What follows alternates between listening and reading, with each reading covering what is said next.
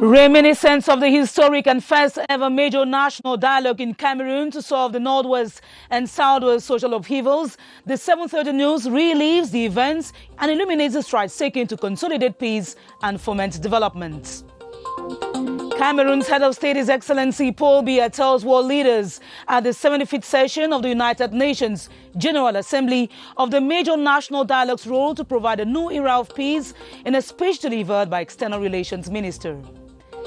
The extraordinary session of the National Tourism Board strategizes on reorientating tourism policies amidst the COVID-19 pandemic, sourcing funding and maintaining tourist potential for a resilient economy.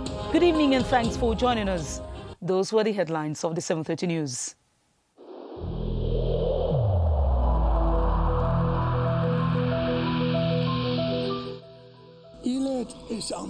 Each of us must comply with the measures that have been taken.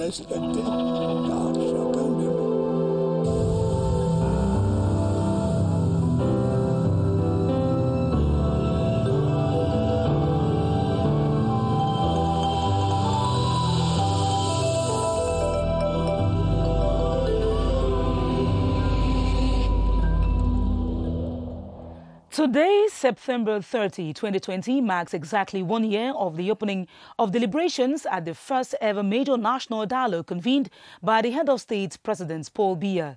Chaired by Prime Minister Joseph John Goutey at the conference center of Yaoundé, the event aimed at addressing key problems facing the nation, especially the socio-political crisis rocking the Northwest and the Southwest regions. Charles Ebune provides a reliving of the historic events in this report. An all-Cameroonian gathering with plus 600 delegates at the Yaoundé Conference Center. We are on September 30, 2019. The major national dialogue assembles traditional authorities, the belief system, the diaspora, and for the very first time, armed individuals and groups are summoned on the dialogue table to talk peace. All of this because of President Paul Biya's decision to make it an all-Cameroonian affair.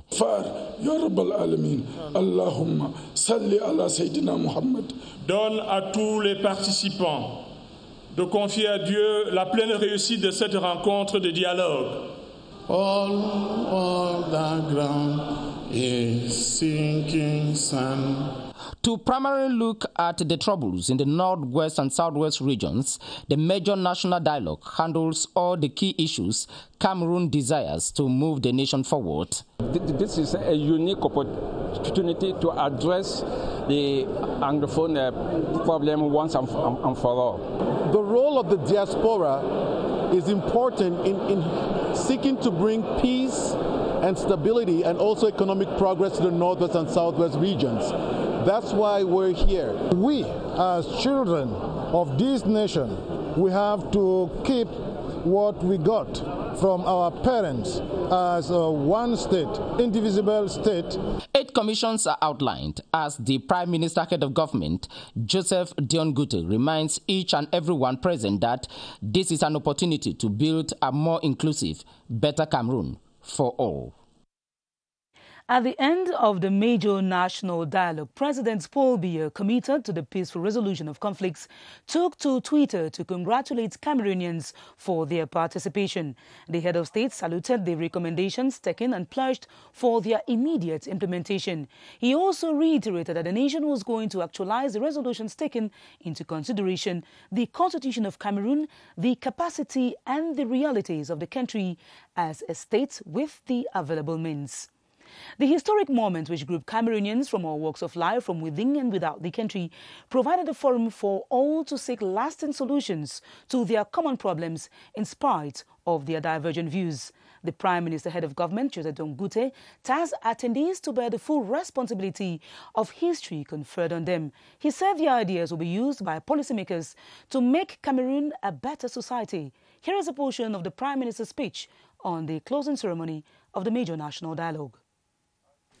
The informed proposals made during these past 5 days can only be truly implemented in a climate of peace and security.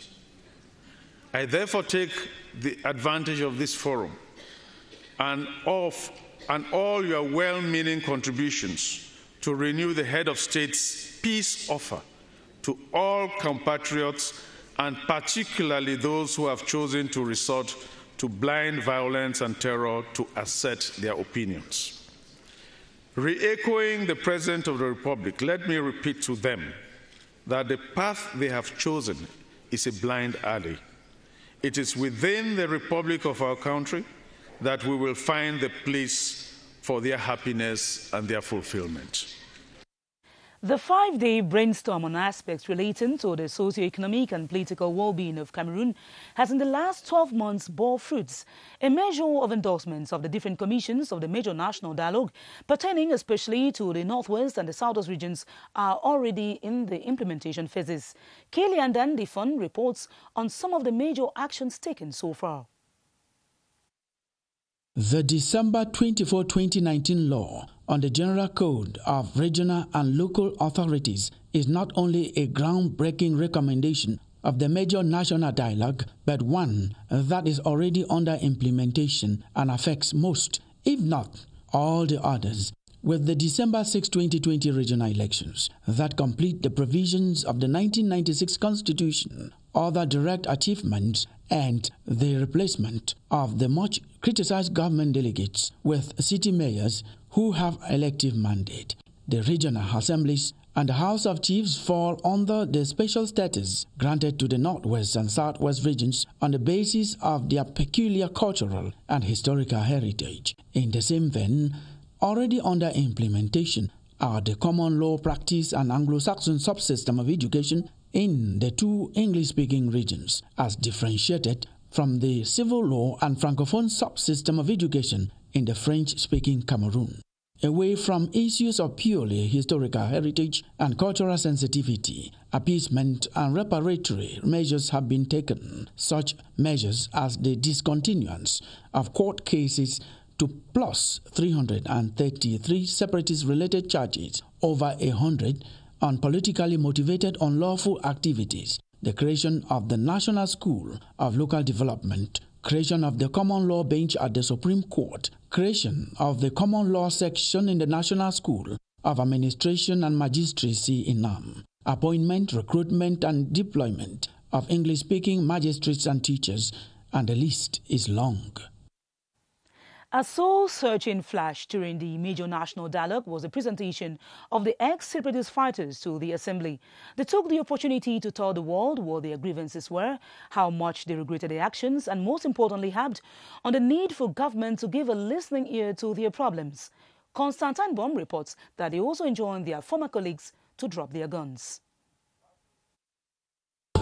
Singing the national anthem alongside other delegates of the major national dialogue were former separatist fighters. They did not come to make history, as they felt they needed to find solutions to the problems that have led to the ongoing crisis. They had the time to talk the hard talk, watch and listen across the national territory. Which is my nation. We were treated as second-class citizens in our own father's land. Their maturity and sincerity were applauded by the gathering, especially with the repeated calls made by the ex-fighters for peace to return to the English-speaking regions. Without peace, there is no development. They know the importance of peace, and to this day, they continue to call for other fighters to drop their guns. Activists outside, they are going to school. They are arming themselves with a weapon that is more stronger than that you are gun, which is education. And you are here claiming that you are doing this, you are doing that, schools should not go. If schools are not going, we on the ground are going to be the ones to suffer. Today, many more of them have dropped their arms and are being integrated into the society. The situation in the Northwest and Southwest regions is gradually returning to normal thanks to the resolve to reconstruct. Apart from a presidential plan for reconstruction and developments, the voting of a law on regional and local authorities which accords a special status to both regions, reforms have also been made in the justice sector. Beatrice Ngum tells us more. Already being instituted a year after the dialogue is the special status promised the two regions, a status that brings back the House of Chiefs and empowers them to participate in the creation and elaboration of development and educational policies for these regions, considering their specificities. The enactment of the bill on official languages, just like the creation of NASLA, a national school for local administration based in the Southwest to train men and women who can be useful in the move to fast-track the decentralization process, is another palpable example. Another achievement of the major national dialogue in the Northwest and Southwest regions is the judicial deployment to these regions of English-trained legal officers from the National School of Administration and Magistracy, plus the creation of a common law department in the school. And to crown it all, the Presidential Reconstruction and Development Plan for the Northwest and Southwest regions is well on course. 90 billion CFA francs has been put aside for the reconstruction of schools, roads, and other infrastructure destroyed during the crisis. A cross-section of the political class and members of the civil society expressed their vision for peaceful discourse and reconciliation for a developed nation during the major national dialogue. 1 year later, although the proposals of some political minds at the conference were varied and discordant, today they appraise the level of implementation of some of their suggestions. Ebenezer Akanga has the details. Deliberations of the major national dialogue that held in Yaoundé from the 30th of September to the 4th of October 2019 unfolded in plenaries and 8 commissions. Key recommendations were arrived at. Now is the implementation phase. I think it has been a very wide success during the meeting.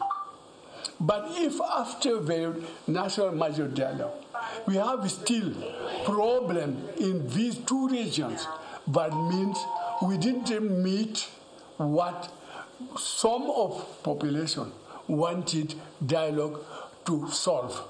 It hasn't been done, and we have to complete the very huge work which has been done. On the whole, participants at the major national dialogue say recommendations made by most of the commissions are being implemented, while those of others, like the Commission on Bilingualism, are still feet dragging.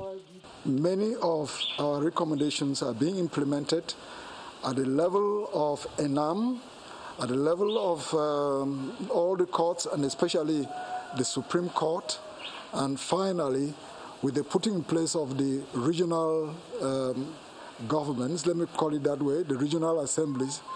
I think each of the 2 Anglophone regions would practice common law, and the whole matter would have been solved. The suggestions and recommendations that were given by that commission, one of the most important was to put in place a law on official languages.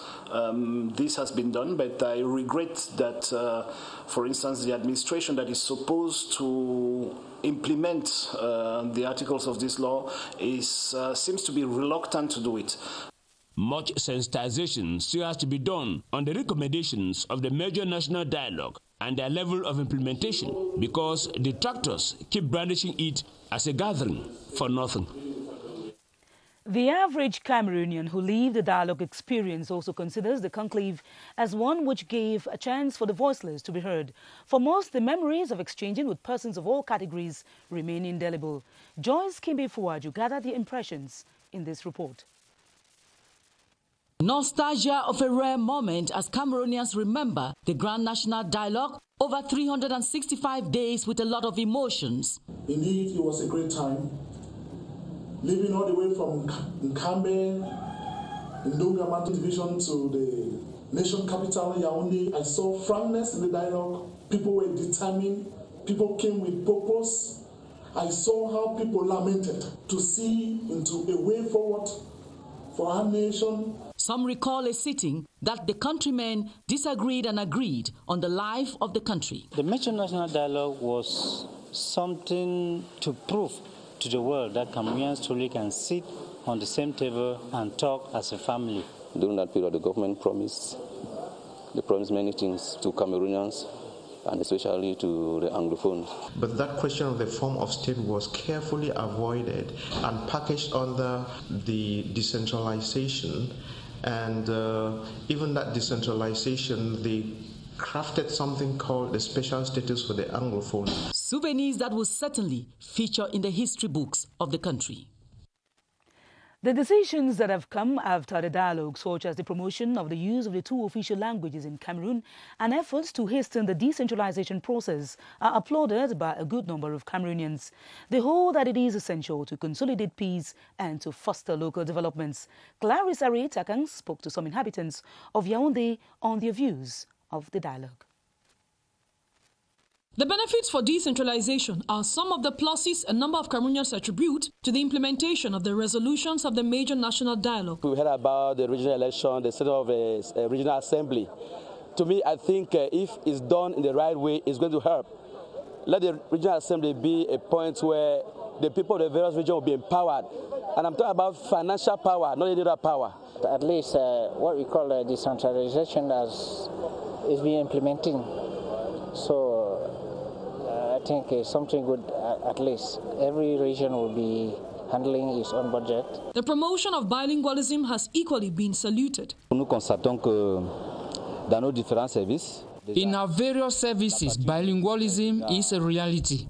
Mindsets have also changed. There is acceptance in many places. We hope it will be the same everywhere. Les mentalités ont vraiment changé, hein? Views also run along the same lines regarding doing the right thing to enforce a sense of social cohesion. The special statute was very important for us and the creation of that school in Boya. The major national dialogue may be over. Many remain hopeful that recommendations will keep up in strategy and purpose. In a related development, and as announced in our top stories, President Paul Biya has told world leaders that the major national dialogue which took place last year was an important step to usher a new era of peace in the Northwest and Southwest regions. In a speech at the 75th session of the UN General Assembly delivered by External Relations Minister His Excellency Mbela Mbela, President Paul Biya called for multilateralism to solve global issues. Charles Ebune has more. The first United Nations General Assembly meeting held virtually with President Biya's speech by External Relations Minister. Tell-all address on home politics settles on the major national dialogue as one of the peace tools to restore normalcy in the Northwest and Southwest regions. Ainsi, privilégiant to promote dialogue, il a organisé avec succès a major national dialogue was held to handle, among other things, the profound causes of the crisis in the Northwest and Southwest regions. According to President Paul Biya, multilateralism remains the best way to solve global problems like climate change and terrorism. The debates resulted to the formulation of the decentralization law, which grants a special status to the Northwest and Southwest regions. The 15 minutes address comes back to the idea of a reformed United Nations with an African permanent seat at the Security Council. Cameroon has opted to reorientate the country's tourism promotion strategy towards domestic and sub-regional tourism to circumvent the effects of the coronavirus on the sector. This is one of the issues examined at the extraordinary session of the National Tourism Board chaired by Prime Minister Joseph John Goodey. Star Building correspondent Christian Cheatham reports on the video conference meeting today. Prime Minister Joseph John Goodey has chaired the extraordinary session of the National Tourism Board at a time when the sector is still to recover from the effects of the COVID-19 pandemic. Some hundreds of hotels had to close. Nearly all the travel agencies shut down. The session was thus a forum to draw up strategies to accompany tourism in Cameroon.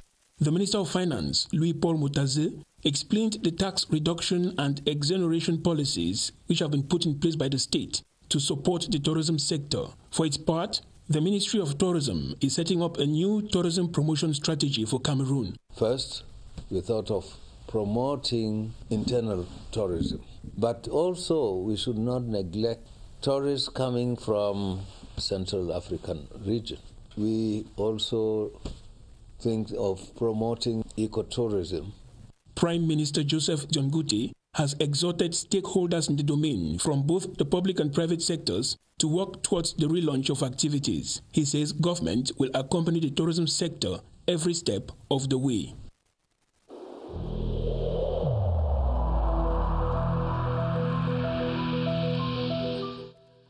Le port du masque dans l'espace public restera obligatoire jusqu'à nouvel ordre.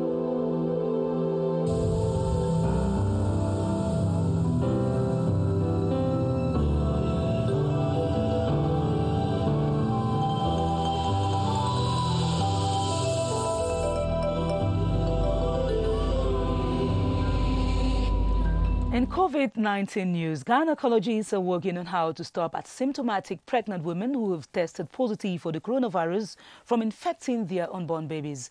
They prescribe the strict respect of barrier measures and the continuation of their antenatal consultations and medications. Baldwin Summer talks about this reproductive health issue with his guest, Professor Robinson Boom. They join us from the Public Health Emergency Operations Center. Hello, Baldwin.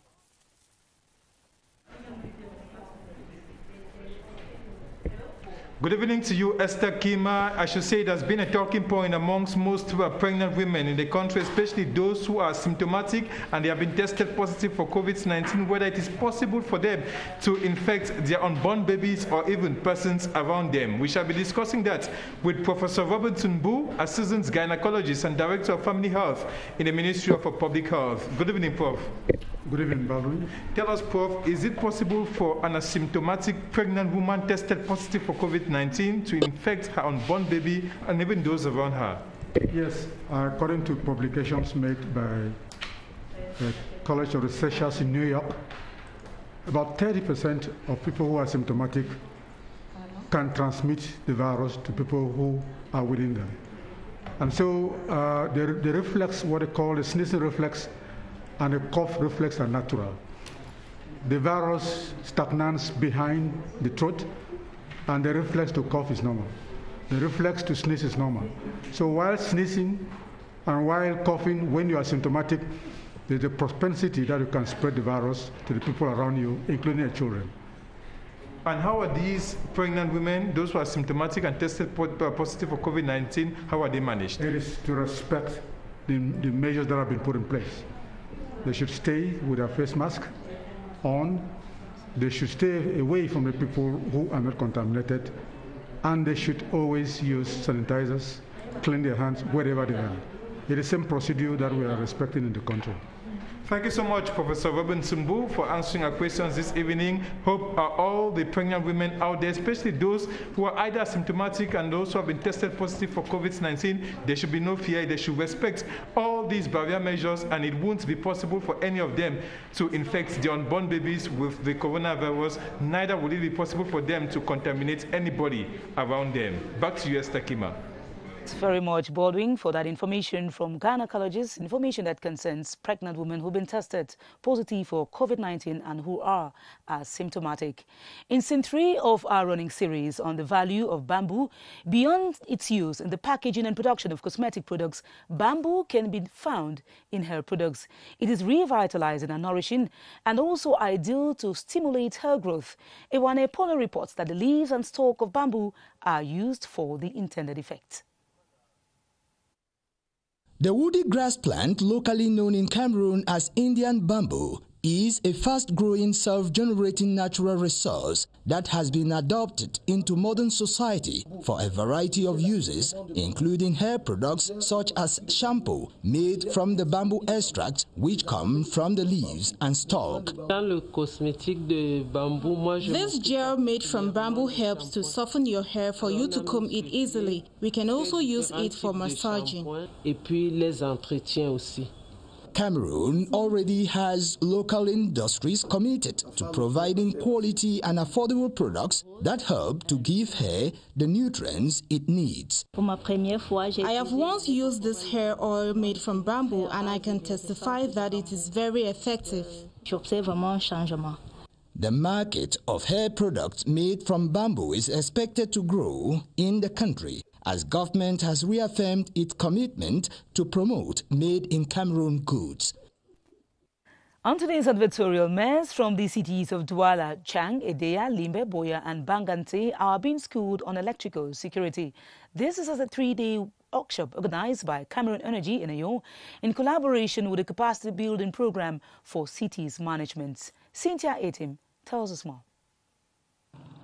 When there is a fault in electrical installation in a home or a business area, the outcome are often devastating when a non-electrician or an amateur takes to himself to remedy the situation. This often results to loss of lives and property. In order to raise awareness on the importance on global electrical security, the electricity distributing company in Cameroon, ENEO, organized the sensitization workshop to enlighten mayors on the role they are expected to play at their various councils. Improving on the capacity and sensitization on the use of electricity and electrical installation is a good thing because electricity counts a lot in development. If it is badly managed, if the connections are badly done by people who do not master electricity, it becomes a danger. To ENEO and partner, the PNFMV, it is better to make good use of electricity. We will have as procedural manuals in the way to well manage the electrical security. We have a sensitization program that we are doing all over the country. Our objective is zero death. ENEO, the energy of Cameroon, began its era in 2014 in Cameroon, and since then, about 315,000 homes and industries benefit from its services. One of ENEO's mission is to satisfy the growth in electricity demand by supplying reliable and safe energy. The 7:30 news tonight was reminiscent of the historic and first ever major national dialogue in Cameroon to solve the Northwest and Southwest social upheavals. We gave you a chance to relive the events, and you were illuminated on the strides taken so far to consolidate peace and to foment development in Cameroon. That will be all for this edition of the 7:30 news. More news comes up at 8:30 p.m. with Romeo Trise. I'll be back tomorrow at 7:30 p.m. God willing. Thanks for watching. Stay tuned to our programs. Good night.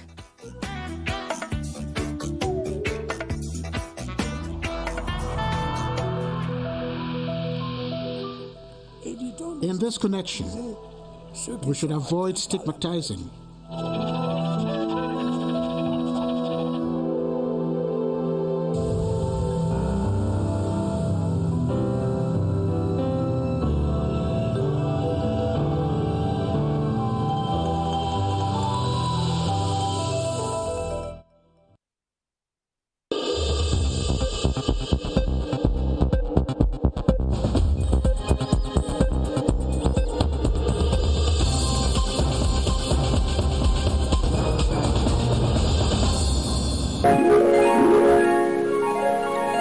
CRTV News, ici, toute l'info.